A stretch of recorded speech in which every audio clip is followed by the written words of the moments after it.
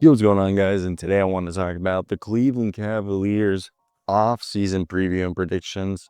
So let's get right into it.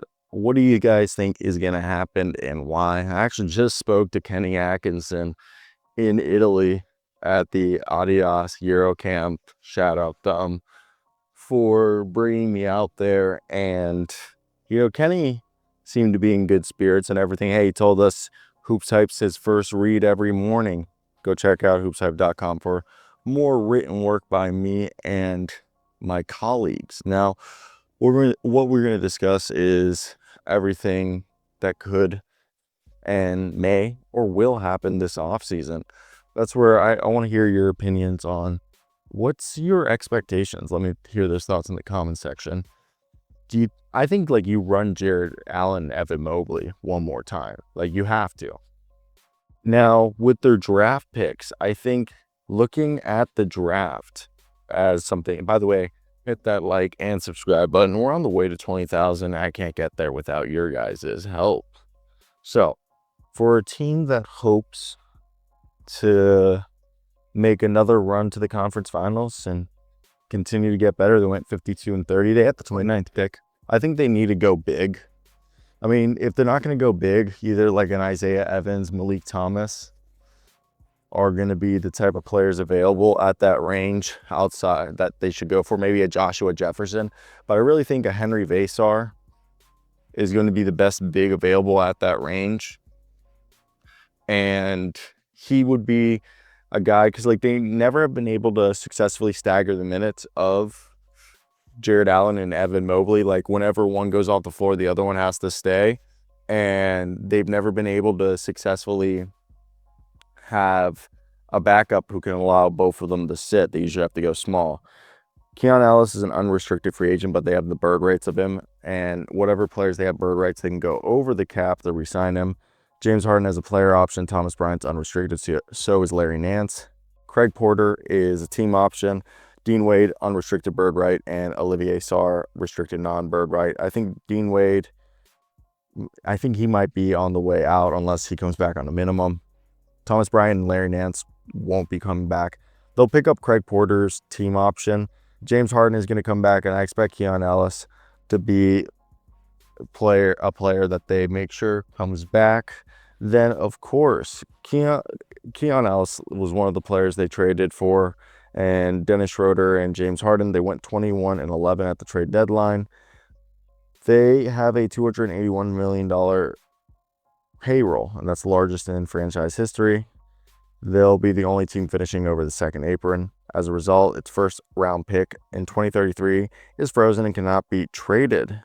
They have 11 players under contract, including Harden. Regardless if he picks up the option or they sign a new deal, if he opts out, Donovan Mitchell, Evan Mobley, and Jarrett Allen. Mitchell's eligible for an negotiated extension starting July 7th. And for the second straight season, Cleveland's projected to be over the second apron as a result of Evan Mobley becoming Defensive Player of the Year. The DeAndre Hunter trade to Sacramento gave Cleveland more flexibility to operate within the second apron, while Cleveland's still $24 million over the tax and $16 million over the first apron. It's $3 million above the second, which means Dennis Schroder is more than likely going to get traded, and it's projected tax penalties $50 million before the roster's filled out. If Cavaliers finish over the second apron again, their 2033 first becomes frozen, and Cleveland has two trade exceptions at $10 million and $6.9 million. They need to, obviously Harden is going to come back. I wonder what contract they're going to bring him back on. As if he takes a less than desired, or not less, less than desired contract is going to make it hard to build, but a different contract where you're able to maybe go ahead and have him take what he is a $43 million this if he takes that, but it's 13 or it's 42.3, but if it's only $13 million guaranteed. What if you tell him we'll give you a 3-year 60 and it's $20 million each year fully guaranteed? Gives you more long-term security. I doubt that's gonna happen.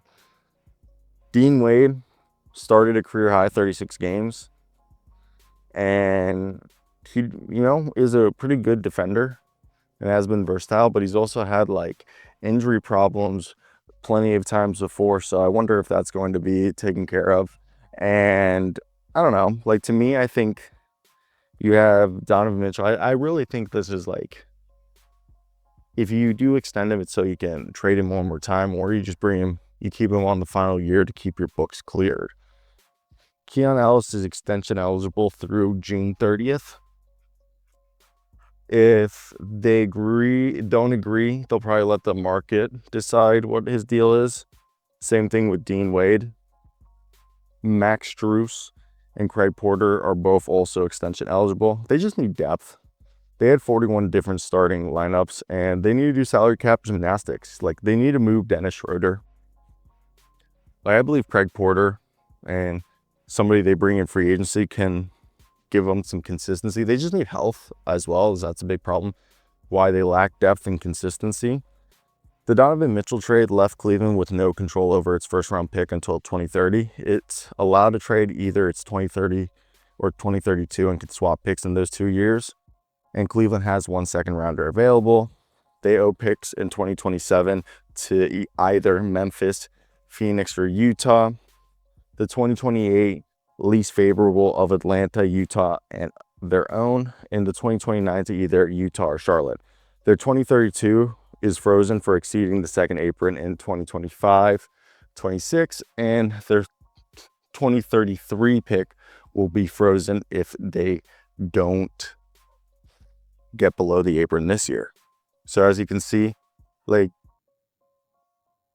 I really think, like, if you can move Schroder, whose contract might be more or easier to move if they wait till the deadline than this offseason, just because, like, Schroder is seen as someone that is more of a microwave to bring midseason than building around him as your starting option.